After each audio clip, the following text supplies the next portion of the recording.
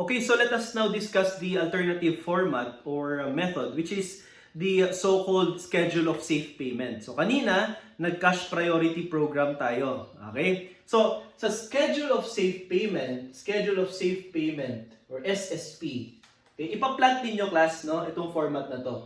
So you have here cash, okay, non-cash assets, okay? Then you have here liability.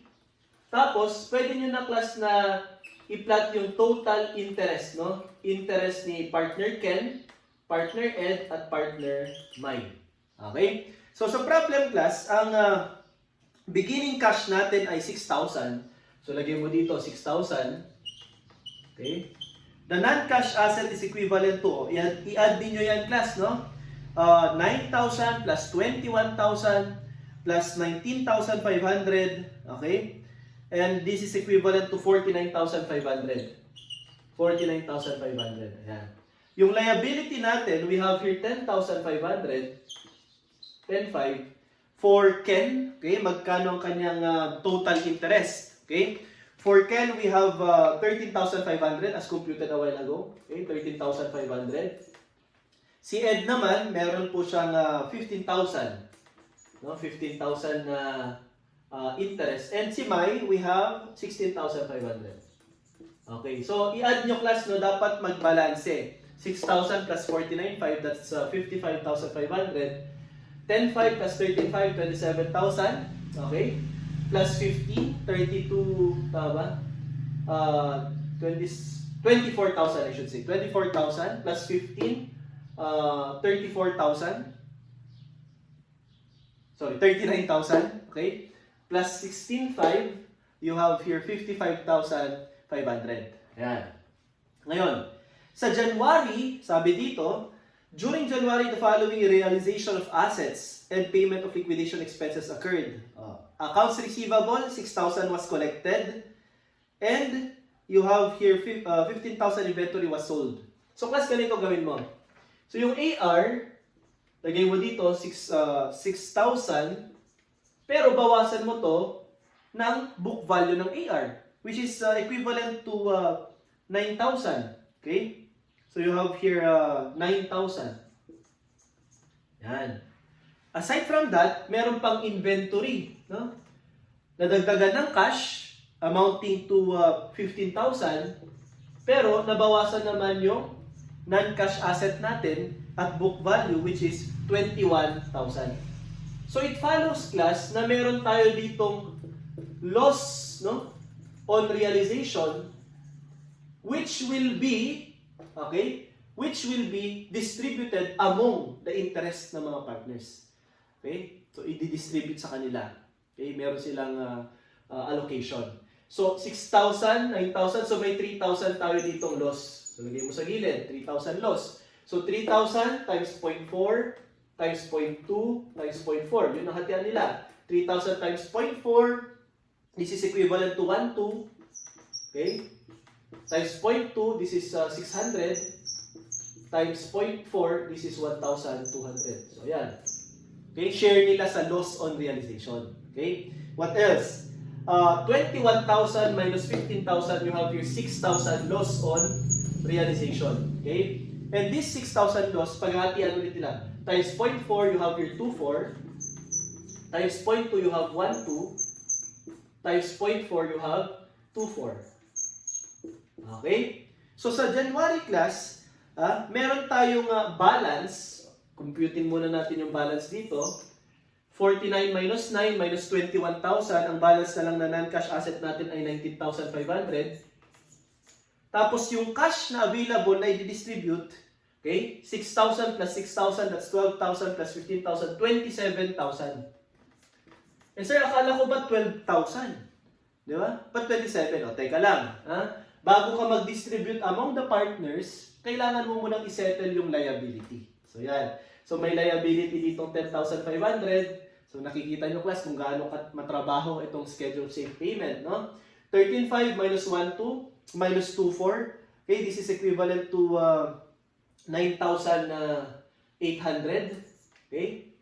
9,000, is it 9,800 or 9,000? 900. Ayan. 15,000 minus 600 minus 1,2, this is equivalent to 13,200. And 16,500 minus 1,2 minus 2,400, we have 12,900. So yan. So na-distribute mo lang itong loss on realization muna. Ngayon, kung babayaran kasi natin class, ganito ha, ano bang entry? Basic tayo. Bakit natin i-distribute ito?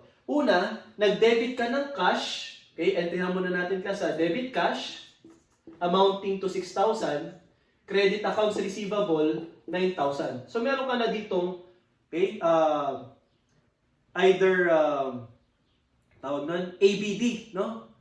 Or budget expense. Diba? Budget expense. Allowance for budget or budget expense. Depende kung anong treatment. Direct method ba or allowance method. So you have your 3,000. At itong 3,000 na ito yung loss. Ito siya.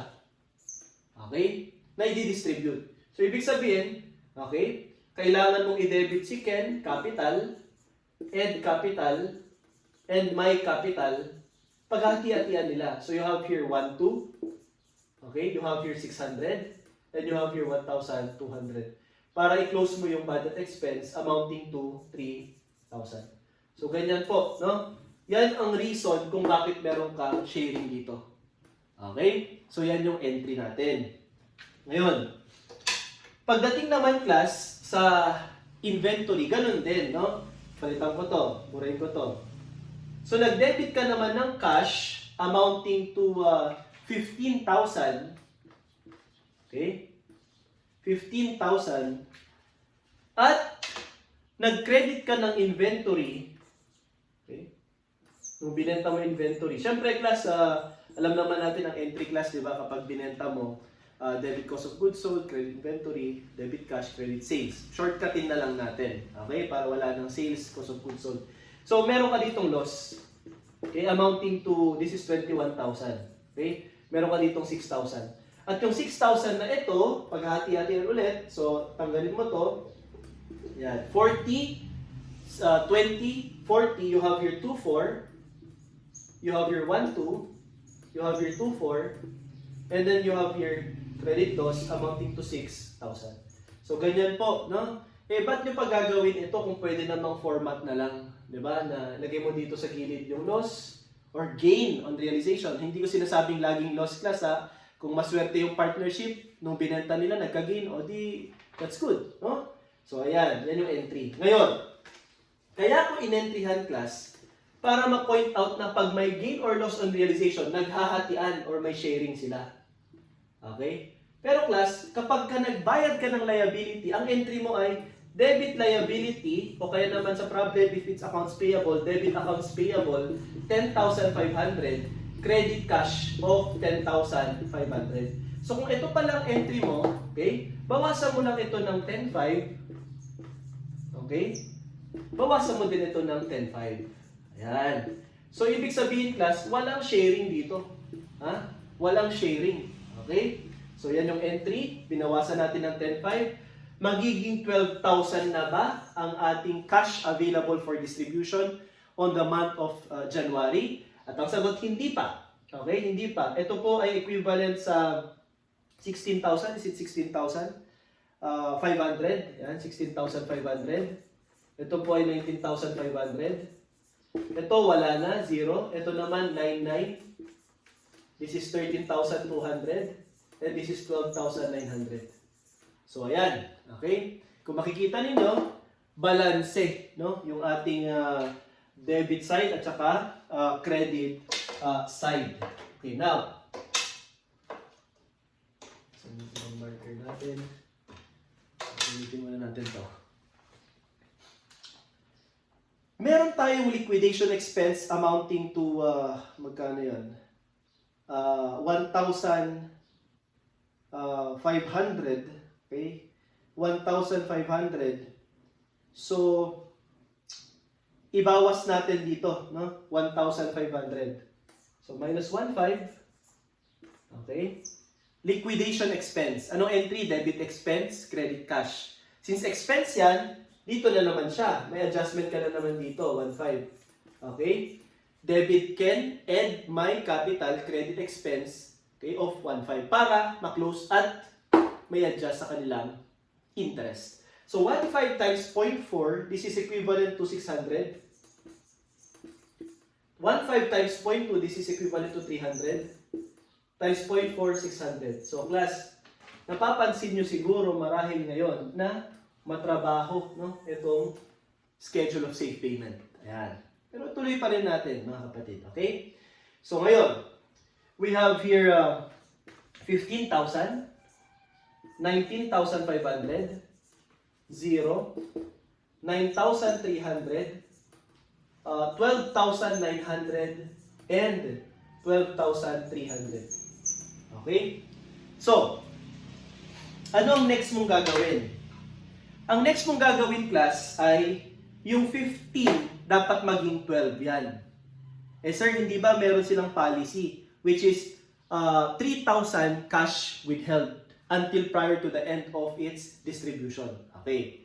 Ngayon, instead of deducting dito para maging 12,000 lang yung distribution natin, magko-compute ka at i-compute natin tinatawag nating maximum possible loss. Na isasama mo dyan yung tinatawag nating cash withheld. Okay?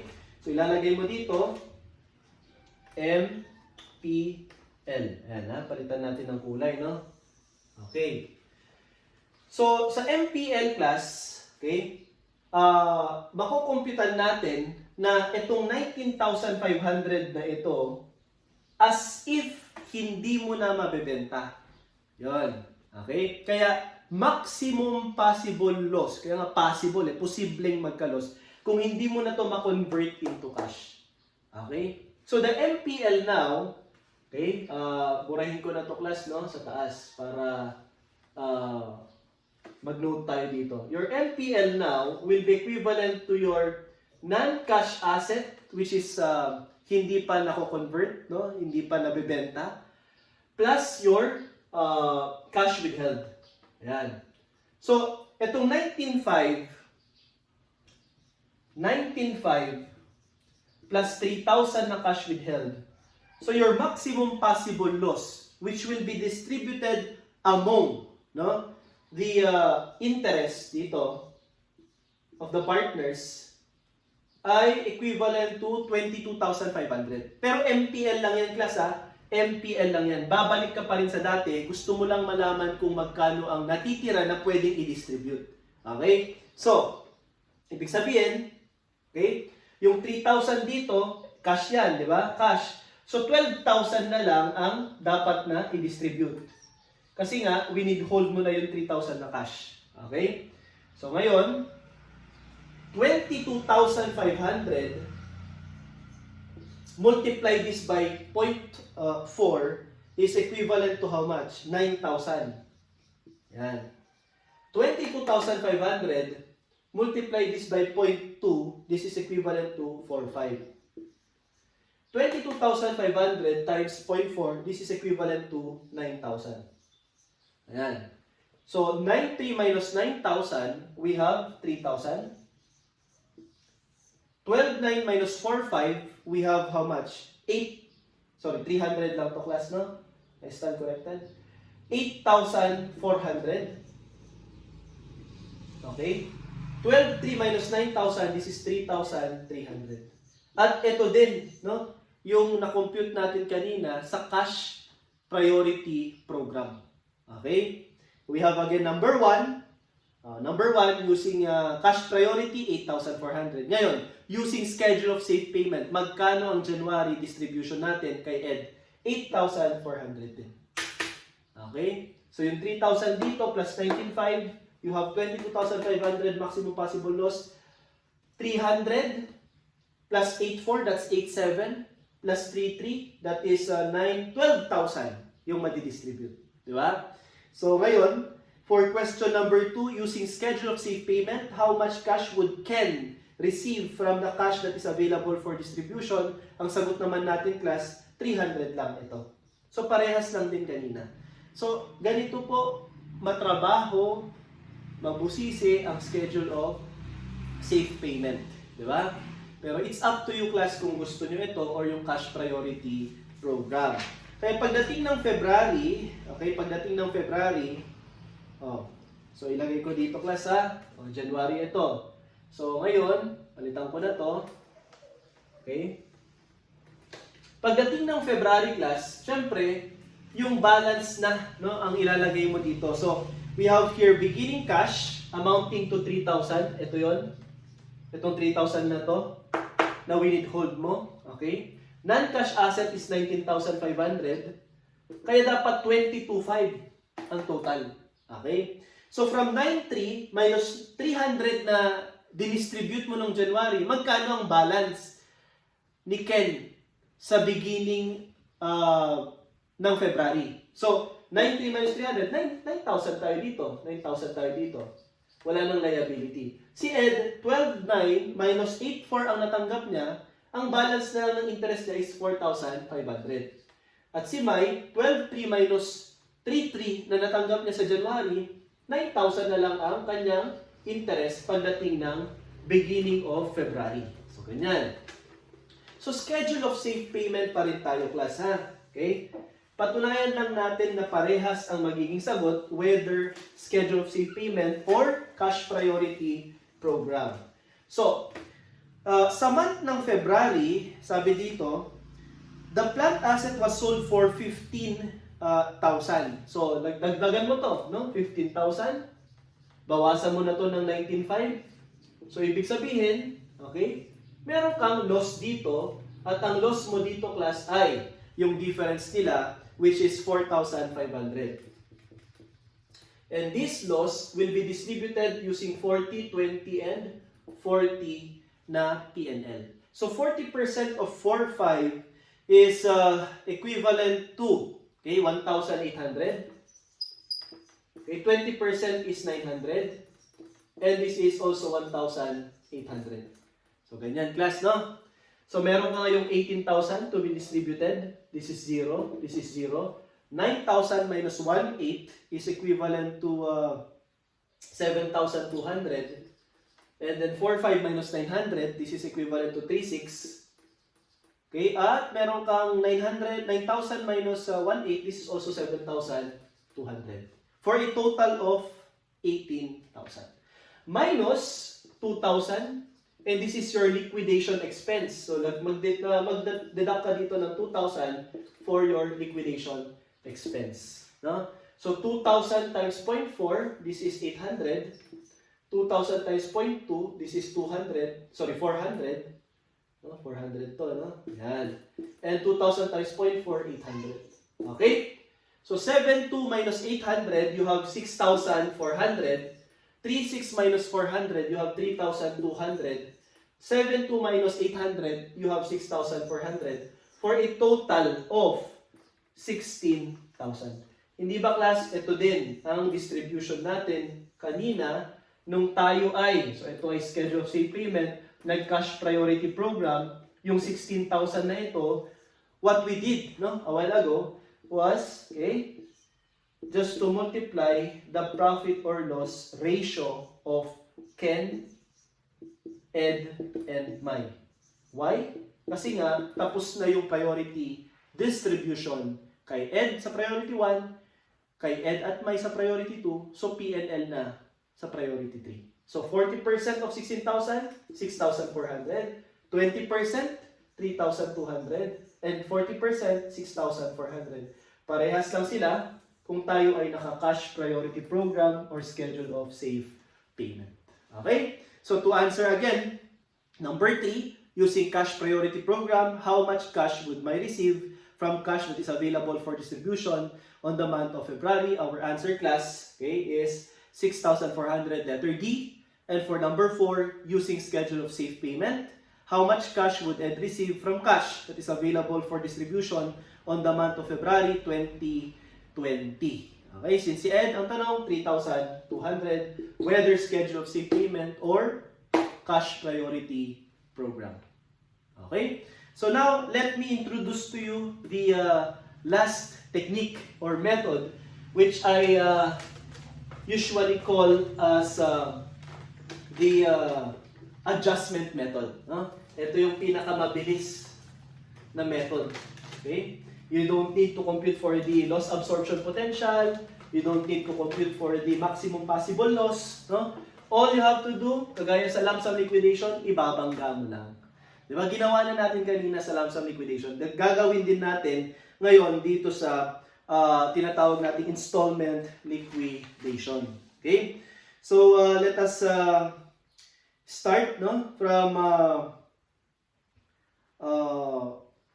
the total interest. Ayan, total interest, okay, of Ken. We have here 13,500. Ed, we have magkano to? 15,000. And Mai, we have 16,500. So pag tinotal natin yan, Ken, Ed, at saka Mai, okay? We have here equivalent of how much?